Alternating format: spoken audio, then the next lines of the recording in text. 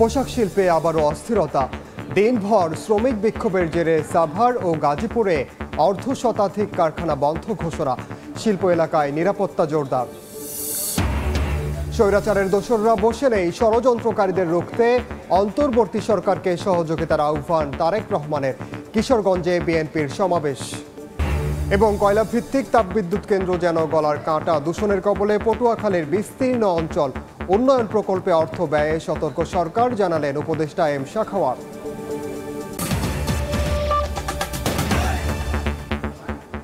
বাংলার সময়ের সঙ্গে আছি আমি ওমর ইনান।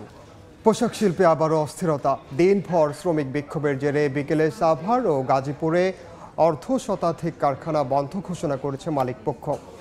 সকালে সড়ক অবরোধ করে বিক্ষোভ করেন সাভার ও গাজীপুরের বিভিন্ন পোশাক কারখানার শ্রমিকরা। আশুলিয়ার নরসিংহপুর এলাকায় অন্তত ৬,০০০ শ্রমিক কর্মবিরতি দিয়ে বিক্ষোভ করেন। এক পর্যায়ে টঙ্গী আশুলিয়া ইপিজেড সড়ক অবরোধ করে বকেয়া বেতন পরিশোধের দাবি জানান।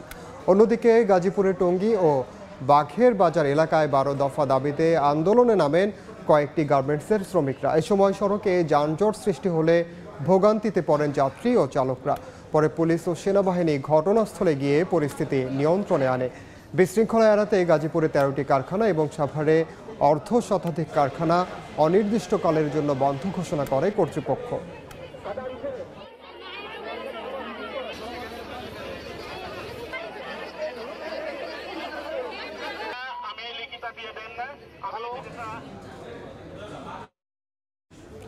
স্বৈরাচারের দোসররা বসে নেই উল্লেখ করে ষড়যন্ত্রকারীদের রুখতে অন্তর্বর্তী সরকারকে সহযোগিতার আহ্বান জানিয়েছেন বিএনপির ভারপ্রাপ্ত চেয়ারপারসন তারেক রহমান।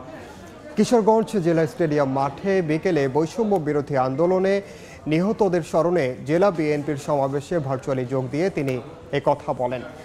এ সময় তিনি আরও বলেন, ভয়হীন পরিবেশের জন্য দেশের মানুষকে ১৭ বছর অপেক্ষা করতে হয়েছে। এ সময় শহীদ ছাত্র জনতার কাঙ্ক্ষিত স্বপ্নের দেশ গড়তে জনগণের নির্বাচিত সরকারের বিকল্প নেই বলেও জানান তারেক রহমান।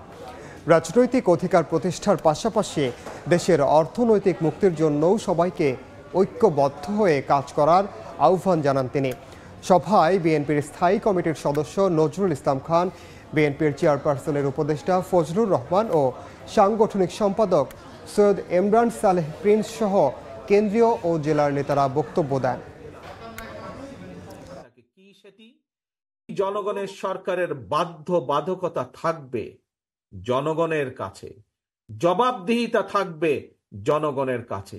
যেহেতু তাদের জবাবদিহিতা থাকবে জনগণের কাছে, সেই জন্য জনগণের অভাব অভিযোগ তাদেরকে দেখতে হবে, শুনতে হবে। সেই জন্য জনগণের সমস্যা তাদেরকে দেখতে হবে, জনগণের দুঃখ কষ্ট তাদেরকে দেখতে হবে। আমাদের যুবক সমাজের বেকার যারা থাকবে তাদের কর্মসংস্থানের ব্যবস্থা সেই জনগণের সরকারকেই করতে হবে। সেই জন্যই প্রয়োজন জনগণের সরকার, সেই জন্যই বাংলাদেশে প্রয়োজন বাংলাদেশের মানুষের কাছে জবাবদিহিমূলক একটি সরকার যারা বাধ্য থাকবে জনগণের কাছে, এবং সেই জন্যই সেই অধিকার প্রতিষ্ঠিত করতে হবে ভোটের মাধ্যমে।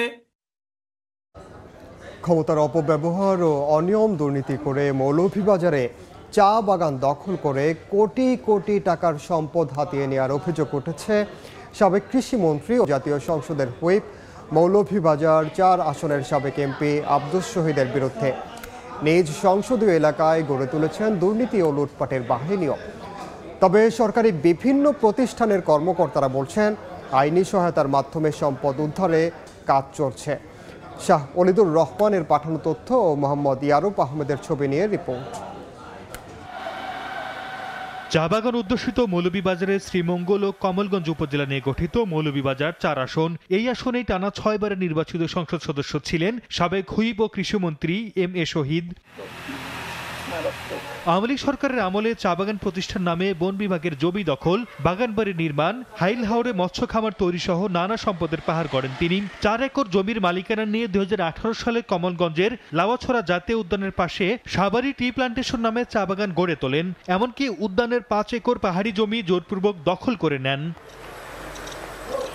সরকারি খরচে পুরো চা বাগান জুড়ে পল্লী বিদ্যুতের লাইন টেনে বিদ্যুৎ সংযোগ ও পানি সেচের জন্য স্থাপন করেন 13 থেকে 14টি ডিপ টিউবওয়েল। স্থানীয়দের অভিযোগ, ডিপ টিউবওয়েল স্থাপনে পানির স্তর নিচে নেমে যাওয়ায় সাধারণ মানুষজন চাপকলে পানি পাচ্ছেন না। এছাড়া কমলগঞ্জের কাঁঠালকান্দিতে 8 একর পাহাড়ি এলাকা নিয়ে নির্মাণ করা হয় বাগানবাড়ি। সরকারি খরচে একাধিক ডিপ টিউবওয়েল স্থাপন এবং বিদ্যুতের জন্য 8টি সৌর প্ল্যান্টেশন নির্মাণ করেন আব্দুস শহীদ। এছাড়াও হাইল হাওর ও বাক্যাবিলের পাশে 35 একর জমি নিয়ে গড়ে তোলেন বিশাল মৎস্য খামার। এটা আসলে আনারস বাগান দিয়ে ঘুরে বাঙ্গাইয়া এরপরে চা বাগান লাগান 12-13টা আবার ডিপকলও আছে। এখানে কারেন্ট আছে, কারেন্ট দিয়ে মোটর দিয়ে জল আমরা আনি চারাতে চারা দিই আমরা। হুইপ থাকা অবস্থায় লাউয়াচড়া উদ্যানের জায়গা দখল করেছেন, করে বাগান বাড়ি করেছেন, ইসলামপুরের কাঁঠালবাড়ি বাগান বাড়ি করেছেন, হরিণ চাষ করতেছেন। বিদেশ যে টাকাগুলো নিয়েছেন সেই টাকাগুলো ফেরত আনার দাবি জানাই এবং সুষ্ঠু তদন্ত করে বিচারের আহ্বান জানাই। লাউয়াছড়া জাতীয় উদ্যানের 5 একর জমি দখল থেকে মুক্ত করা হয়েছে, বাকিগুলো দ্রুত উদ্ধারের ব্যবস্থা নেওয়ার কথা জানান সংশ্লিষ্টরা।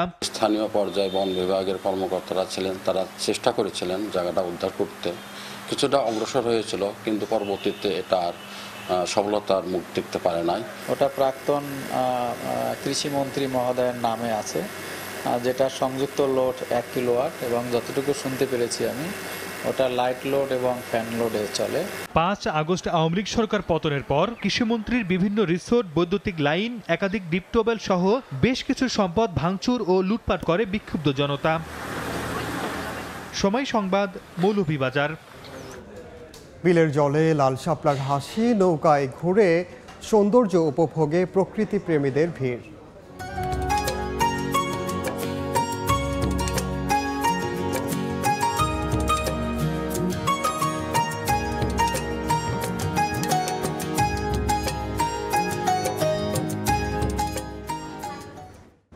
বরিশালের সাতলার শাপলা বিল নিয়ে খবর থাকছে সংবাদের পরের অংশে। কয়লা ভিত্তিক একাধিক তাপবিদ্যুৎ কেন্দ্র যেন গলার কাঁটা হয়ে দাঁড়িয়েছে পটুয়াখালীবাসীর জন্য। পরিবেশ দূষণ এবং জীববৈচিত্র্য, বনাঞ্চল ও মৎস্য সম্পদের ক্ষতি নিয়ে শঙ্কিত উপকূলের বাসিন্দারা। পরিবেশবাদীরা বলছেন, কয়লা থেকে কার্বন ডাই অক্সাইড, বিষাক্ত সালফার, সীসা ও ভারী ধাতু নির্গমনের ফলে বিদ্যুৎ কেন্দ্রের আশপাশের বিস্তীর্ণ অঞ্চলে তৈরি হয়েছে মারাত্মক স্বাস্থ্য ঝুঁকি। তবে কর্তৃপক্ষের দাবি, পরিবেশের ক্ষতি না করেই নির্মাণ করা হয়েছে বিদ্যুৎ কেন্দ্র। চিমনি দিয়ে বের হচ্ছে কয়লা পোড়া ধোঁয়া। 200 ফুট উঁচু চিমনি দিয়ে ধোঁয়া বের হয়ে উড়ে যাচ্ছে আকাশে। পায়রার কয়লা ভিত্তিক 1320 মেগাওয়াট তাপবিদ্যুৎ কেন্দ্রে বিদ্যুৎ উৎপাদনের জন্য প্রতিদিন 12 থেকে 13,000 মেট্রিক টন কয়লা পোড়ানো হয়। পরিবেশবিদরা বলছেন, কয়লা ভিত্তিক বিদ্যুৎ কেন্দ্র অন্যান্য যে কোনো ধরনের বিদ্যুৎ কেন্দ্র থেকে বেশি কার্বন ডাই অক্সাইড নির্গমন করে। এছাড়া বিষাক্ত sulphur die oxide, nitrogen, cadmium, সীসা, ছাই, গ্যাস ও ভারী ধাতু পরিবেশে নির্গমনের ফলে বিদ্যুৎ কেন্দ্রের আশপাশের বিস্তীর্ণ অঞ্চল দূষণের কবলে পড়েছে। এতে মারাত্মক স্বাস্থ্য ঝুঁকি তৈরি হয়েছে, এমনকি ঝুঁকিতে আশপাশের বন্য ও জলজ প্রাণীও। উপর থেকে দেখলে মনে হবে ডেভেলপমেন্ট, কিন্তু ভিতর থেকে একটা বড় ধরনের ডিস্ট্রাকশন। এটি শুধুমাত্র হেলথ ইস্যুস না, এলাকার ক্রাইম রেট থেকে শুরু করে টোটাল বায়োডাইভার্সিটির উপরে এর একটা বিরূপ প্রতিক্রিয়া আছে। যদিও কর্তৃপক্ষ শুরু থেকেই বলে আসছে, পরিবেশের ক্ষতি না করে করা হয়েছে বিদ্যুৎ কেন্দ্র। ডিপার্টমেন্ট অফ এনভায়রনমেন্ট সবসময় আমাদেরকে অনলাইনে মনিটর করে যে আমাদের ইমিশন কত, ইমিশনের রেকর্ডগুলো তারা সবসময় মনিটর করতো। 99% হচ্ছে আপনার অ্যাশ আমরা রিমুভ করি, 93 থেকে 94% আমরা সালফারকে রিমুভ করে দিই। আলট্রা সুপার ক্রিটিক্যাল প্রযুক্তির মাধ্যমে দূষণ রোধের দাবি করা হলেও মূলত প্রযুক্তির মাধ্যমে দূষণ সর্বোচ্চ 10% কমানো যায় বলে মনে করেন গবেষকরা। কয়লা পোড়ানোর ফলে যে সালফার ডাই অক্সাইড বা কার্বন ডাই অক্সাইড ইমিট হচ্ছে, সেটাকে অবশ্যই সহনশীল মাত্রায় অথবা কোনো কন্ট্রোল কন্ডিশন আমাদেরকে অপারেট করতে হবে। অন্যথায় এই অঞ্চলের জলজ, স্থলজ ও পরিবেশের উপর বিরূপ প্রভাব পড়বে। বাংলাদেশ ও চীনের যৌথ বিনিয়োগে 2017 সালে পটুয়াখালীতে নির্মাণ করা হয় পায়রা তাপবিদ্যুৎ কেন্দ্র। এর 2 বছর পর 2019 সালে এর পাশেই নির্মাণ করা হয় RNPL তাপবিদ্যুৎ কেন্দ্র। সময় সংবাদ, পটুয়াখালী। পায়রা বন্দরের বিভিন্ন প্রকল্পের টাকা শতভাগ সঠিকভাবে ব্যবহার নিশ্চিত করা হবে বলে জানিয়েছেন নৌ পরিবহন, বস্ত্র ও পাট মন্ত্রণালয় উপদেষ্টা অবসরপ্রাপ্ত brigadier general doctor M Shakhawat Hossain. সকালে পায়রা বন্দরের উন্নয়ন প্রকল্পগুলো পরিদর্শনে আসেন এম শাখাওয়াত হোসেন। পরে সাংবাদিকদের সঙ্গে মত বিনিময়কালে তিনি জানান, বন্দরের কানেক্টিভিটি উন্নয়ন করতে 4 লেন সড়ক ও রেল লাইনের কাজ দ্রুত শুরু করতে হবে। এছাড়া দেশের আমদানি পণ্যের কিছু অংশ এই বন্দরে খালাস করা হলে অন্য বন্দরের ওপর চাপ কমবে। এছাড়াও সঠিক ব্যবস্থাপনার মাধ্যমে বন্দরের মূল চ্যানেলের নাব্য ধরে রাখারও আশ্বাস দেন তিনি। রেলওয়ে লাইন এবং রাস্তা যদি না হয় তাহলে এই পোর্টের ভায়াবিলিটি খুব ডিফিকাল্ট হবে। আশা করি সেটা হবে। আপাতত কোনো কারণে স্লো হয়ে গেছে, হয়তো এগুলো প্ল্যানিং হয়ে আছে, সেগুলো হবে। একটা পোর্ট হয়েছে 13-14 বছর, আরও ভালো হতে পারতো কিনা আই ডোন্ট নো। অতীতে আর যাওয়ার দরকার নাই, কারণ অতীত দিয়ে কোনো লাভ হবে না। এটাকে এখন যাতে ভায়াবল হয় সেটা সব দিক থেকে আমাদের চেষ্টা করতে হবে। সংঘাতপূর্ণ টালমাটাল অবস্থা কাটিয়ে স্বাভাবিক হতে শুরু করেছে খাগড়াছড়ি রাঙামাটি জেলার পরিস্থিতি। 144 ধারা তুলে নেওয়ার পর 72 ঘন্টার অবরোধও শেষ হচ্ছে আজ। অপ্রীতিকর ঘটনা এড়াতে শহরের অলিগলিতে টহল দিচ্ছে আইন শৃঙ্খলা রক্ষা বাহিনী। অনেক প্রতিষ্ঠানে ক্ষয়ক্ষতি বেশি হওয়ায় দিশেহারা ব্যবসায়ীরা। পাহাড়ে সংঘাতের পর পার্বত্য জেলা খাগড়াছড়ি ও রাঙ্গামাটিতে পরিস্থিতি ধীরে ধীরে শান্ত হয়ে আসছে। দুই জেলা থেকেই 144 ধারা তুলে নেওয়া হয়েছে। জম্মু ছাত্র জনতার ডাকা অবরোধের শেষ সময়ে কোনো সহিংসতা না ঘটলেও বিরাজ করছে থমথমে অবস্থা। 72 ঘন্টার অবরোধের তৃতীয় দিনেও খাগড়াছড়িতে বন্ধ রয়েছে দোকানপাট সহ বিভিন্ন প্রতিষ্ঠান। ছেড়ে যায়নি দূরপাল্লা ও অভ্যন্তরীণ রুটের কোনো বাস। তবে শহর ও শহরতলিতে হালকা যান চলাচল করতে দেখা গেছে। অবরোধের কারণে ভোগান্তিতে পড়েছেন কর্মজীবী ও খেটে খাওয়া মানুষ। এদিকে যোগাযোগ ব্যবস্থা স্বাভাবিক না হওয়ায় সাজেকে আটকা পড়া প্রায় 1400 পর্যটক বাড়ি ফিরতে পারছেন না। মানুষের যাতায়াত কমে গেছে, গাড়ি ঘোড়া নাই, তারপর আমরা আমাদের কাজটা ঠিকমতো করতে পারতেছি না। একটা ভয় ভীতি কাজ করে মনের ভিতরে। অবরোধ দিচ্ছে, অবরোধের জন্য আমরা ঠিকমতো গাড়িটা চালাতে পারতেছি না, যাত্রী ঠিকমতো আসতেছে না। অন্যদিকে রাঙ্গামাটিতে সকাল থেকে পরিস্থিতি স্বাভাবিক রয়েছে। চলছে গণপরিবহন, খুলেছে দোকানপাট। মানুষকে আশ্বস্ত করতে প্রশাসনের পক্ষ থেকে করা হচ্ছে মাইকিং। কোনো প্রকার অপ্রীতিকর ঘটনা এড়াতে শহরের অলিগলিতে টহল দিচ্ছে আইন শৃঙ্খলা রক্ষা বাহিনী। অনেক প্রতিষ্ঠানে ক্ষয়ক্ষতি বেশি হয় দিশেহারা ব্যবসায়ীরা। যে দোষ করবে, যে দোষী তার যেন উপযুক্ত শাস্তি হয়। এদিকে ক্ষতিগ্রস্ত এলাকা পরিদর্শন করেছেন জেলা বিএনপির নেতাকর্মীরা। সহিংস ঘটনার সুষ্ঠু তদন্তে জড়িতদের আইনের আওতায় আনার দাবি। নদী থেকে বালু উত্তোলন জাতীয় দস্যুতায় পরিণত হয়েছে বলে মন্তব্য করেছেন পরিবেশ, বন ও জলবায়ু পরিবর্তন মন্ত্রণালয়ের উপদেষ্টা সৈয়দা রিজওয়ানা হাসান। সকালে নোয়াখালীর কোম্পানিগঞ্জের মুছাপুর রেগুলেটর পরিদর্শন শেষে সাংবাদিকদের এই কথা বলেন তিনি।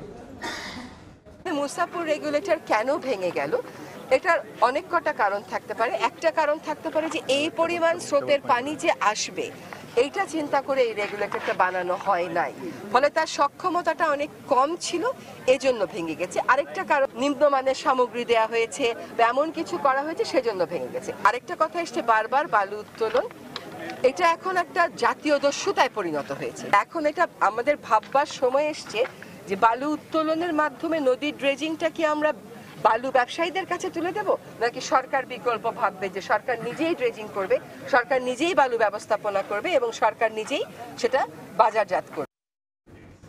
বাংলার সময় আরও থাকছে। পড়ে আছে জেলেদের সহায়তার প্রায় ১৫০০ মেট্রিক টন চাল। জনপ্রতিনিধিরা আত্মগোপনে থাকায় বিতরণ নিয়ে অনিশ্চয়তা। সরকারি সুবিধা বঞ্চিত ভোলার ৫০,০০০ পরিবার। বরিশালে চোখ রাঙাচ্ছে ডেঙ্গু। বিভাগের বিভিন্ন হাসপাতালে ভর্তি হয়ে চিকিৎসা নিচ্ছেন ২০০-র বেশি রোগী। তবে হাসপাতালগুলোতে দেখা দিচ্ছে নানা প্রতিবন্ধকতা। সিটি কর্পোরেশন বলছে মশক নিধনে পর্যাপ্ত সরঞ্জাম না থাকায় হিমশিম খাচ্ছেন তারা। ডেঙ্গু রোগীদের জন্য নানা পর্যাপ্ত ওষুধ ও সুযোগ সুবিধা আছে বলে জানিয়েছে স্বাস্থ্য বিভাগ। সুমন হাসানের ছবি ও শাকিল মাহমুদের তথ্যের রিপোর্ট। একটু বৃষ্টি হলেই জলাবদ্ধতার সৃষ্টি হয় নগর জুড়ে, আর সেই সুযোগ কাজে লাগিয়ে প্রতিনিয়ত বংশ বিস্তার করছে এডিস মশা। নগরবাসী জানান, দেশের নানা ডামাডোলের মধ্যে ডেঙ্গুর প্রকোপের বিষয়টি অনেকটা আড়ালে পড়ে গেছে। সিটি কর্পোরেশন থেকে যে মশার ওষুধ দেয়া হয় তা নিয়ে আছে নানা অভিযোগ। সিটি কর্পোরেশন মাসের ভিতর ২-১ বার একটা ধোয়ার মতো একটা ওষুধ দেয়, কিন্তু তার কোনো উপকারিতা আমি পাই না। আগে 10টি ফগার মেশিন ও 45টি হ্যান্ড স্প্রে থাকলেও বর্তমানে 9টি ফগার মেশিন ও 20টি হ্যান্ড স্প্রে দিয়ে 55 জন কর্মচারী 30টি ওয়ার্ডে মশক নিধন কার্যক্রম চালাচ্ছে। তবে 30টি ফগার মেশিন ও 90টি হ্যান্ড স্প্রের চাহিদা দিয়ে একটি টেন্ডার দেয়া হয়েছে। যেহেতু আমাদের নতুন টেন্ডার পাস হয়েছে, আমাদের ওষুধগুলো যাতে ভালো মানের আসে এবং সেই সাথে আমাদের পর্যাপ্ত পরিমাণ মেশিনও যাতে থাকে। বরিশাল শের-ই-বাংলা মেডিকেল কলেজ হাসপাতাল ঘুরে দেখা যায় অন্য রোগীর সঙ্গে চিকিৎসা চলছে ডেঙ্গু রোগীর। ব্যবস্থা নেই পর্যাপ্ত মশারির। হাসপাতাল পরিচালক জানান 500 শয্যার হাসপাতালে 3000 রোগীর সেবা দেওয়ার পর ডেঙ্গু রোগীদের নিয়ে বিপাকে তারা। মশারি সাথে করে নিয়ে আসছে কিন্তু টানানোর কোনো ব্যবস্থা নাই, টানাতে পারতেছি না। স্বাস্থ্য বিভাগের তথ্য মতে বরিশাল বিভাগের বিভিন্ন হাসপাতালে বর্তমানে প্রায় 200 ডেঙ্গু রোগী ভর্তি হয়ে চিকিৎসা নিচ্ছেন। সময় সংবাদ, বরিশাল। ছাত্র জনতার অভ্যুত্থানের পর আত্মগোপনে চলে গেছেন ভোলার বেশিরভাগ ইউপি চেয়ারম্যান ও মেম্বার। এ কারণে জেলেদের সহায়তার প্রায় 1,500 মেট্রিক টন চাল খাদ্য গুদামে পড়ে আছে। নতুন কোনো সিদ্ধান্ত না হওয়ায় চাল বিতরণ নিয়ে দেখা দিয়েছে অনিশ্চয়তা। সুবিধা থেকে বঞ্চিত হচ্ছে জেলার 58 ইউনিয়নের 50,000-এর বেশি জেলে পরিবার। তবে শিগগিরই চাল বিতরণের আশ্বাস মৎস্য বিভাগের। উৎপল দেবনাথের ছবিতে নাসির উদ্দিনের লিটনের রিপোর্ট। সরকারি নির্দেশনা অনুযায়ী 20 মে থেকে 23 জুলাই পর্যন্ত 65 দিন সাগরে মাছ ধরায় ছিল নিষেধাজ্ঞা। এ সময় কর্মহীন ছিলেন জেলার প্রায় 70,000 জেলে। নিষেধাজ্ঞাকালে 63,954 জন জেলেকে খাদ্য সহায়তার জন্য বরাদ্দ দেয়া হয় 86 কেজি করে চাল। প্রথম কিস্তির 42 দিনে 56 কেজি করে চাল তালিকাভুক্ত জেলেদের মধ্যে বিতরণ করা হয়। 15 আগস্টের মধ্যে দ্বিতীয় কিস্তির 23 দিনের 30 কেজি করে চাল বিতরণের নির্দেশনা ছিল।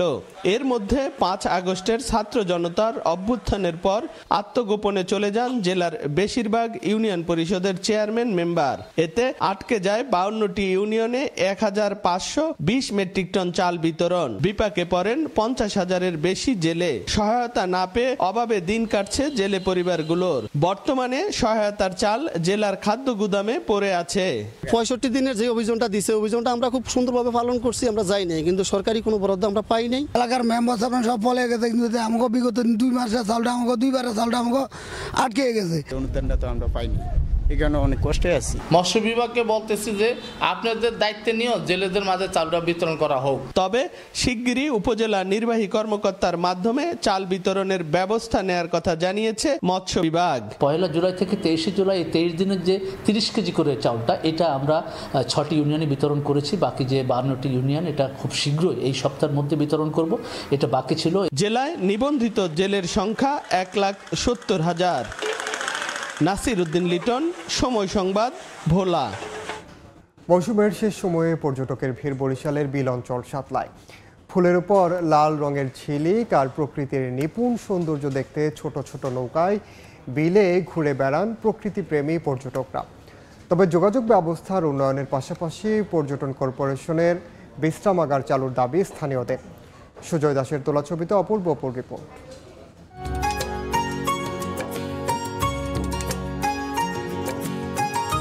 শরতের আকাশে সাদা মেঘের ভেলা, আর নিচে জলে ভেসে বেড়ানো সত্যি এক অনন্য অনুভূতি। চারপাশে যখন নানান সংঘাত, দ্বন্দ্ব, মানুষের মন অস্থির, তখন একটু প্রশান্তির আশায় প্রকৃতির অপরূপ সৌন্দর্যে বিমোহিত হয়ে মানুষ ছুটে চলছে প্রকৃতির মাঝেই। দর্শক, আমরা আজ এসেছি বরিশালের উজিরপুর উপজেলার সাতলা বিলে। এখানে বিলের পর বিল যেন লাল গালিচা বেছানো হয়েছে লাল শাপলায়। মৌসুমের শেষ সময় হলেও ফুলের উপর লাল রঙের ঝিলিক আর প্রকৃতির নিপুণ সৌন্দর্যের এমন মেলবন্ধন মন কাড়বে যে কারোর। এমন দৃশ্যের অপূর্ব সম্মিলন বরিশালের বিল অঞ্চল সাতলায়। নগরী থেকে সড়কপথে 67 কিলোমিটার দূরে বর্ষার 6 মাস নিচু জমিতে কোমর পানিতে সৃষ্টি এই শাপলা বিল। রাতে ফোটা শাপলা ধীরে ধীরে ঘুমিয়ে পড়ে রোদে। শাপলার সৌন্দর্য দেখতে যেতে হবে রোদ প্রখর হওয়ার আগে। ভোর থেকে ছোট ছোট নৌকায় করে বিলে ঘুরে বেড়াতে শুরু করেন প্রকৃতি প্রেমীরা। এখানে অনেক কথা শুনেছি যে অনেক সুন্দর জায়গা, তো শেষ পর্যন্ত আমরাও আসলাম। প্রথমবার আসছি সাতলায়, অনেক ভালো লাগতেছে। লাল শাপলার বিল এই যে একটা স্বর্গরাজ্য মনে হয়। স্থানীয়রা জানান যোগাযোগ ব্যবস্থার উন্নয়নের পাশাপাশি পর্যটন কর্পোরেশনের বিশ্রামাগারটি চালু হলে পর্যটক আরো বাড়বে। পাশাপাশি বিলের শাপলা বাজারে বিক্রি করে লাভবান হবে কৃষকরা। ধারাটা সমন্বয় করে এবং সবার সাধ্যের ভিতরে নিয়ে আসে, তাহলে পর্যটকদের জন্য সুবিধা হয়। এটা অনেক বড় একটা পর্যটন কেন্দ্র হতে পারে যদি আসলে প্রশাসন এটার দিকে সুদৃষ্টি দেয়। প্রায় 10,000 একর আয়তনের জলাভূমিতে বছর জুড়ে শাপলা ফুল ফোটে, তবে জুলাই থেকে অক্টোবর পর্যন্ত এর সমারোহ থাকে সবচেয়ে বেশি। অপূর্ব অপু, সময় সংবাদ, বরিশাল। বাংলার সময়ের শীর্ষ সংবাদগুলো জানিয়ে দিচ্ছি আরেকবার। শহীদের স্বপ্নের দেশ গড়তে নির্বাচনের বিকল্প নেই। কিশোরগঞ্জে বিএনপির সমাবেশে তারেক রহমান। স্বৈরাচারের দোসরদের রুখতে অন্তর্বর্তী সরকার এবং পোশাক শিল্পে আবারও অস্থিরতা। দিনভর শ্রমিক বিক্ষোভের জেরে সাভার ও গাজীপুরে অর্ধশতাধিক কারখানা বন্ধ ঘোষণা। শিল্প এলাকায় নিরাপত্তা জোরদার। এই ছিল বাংলার সময়ের সঙ্গে থাকুন সময়ের।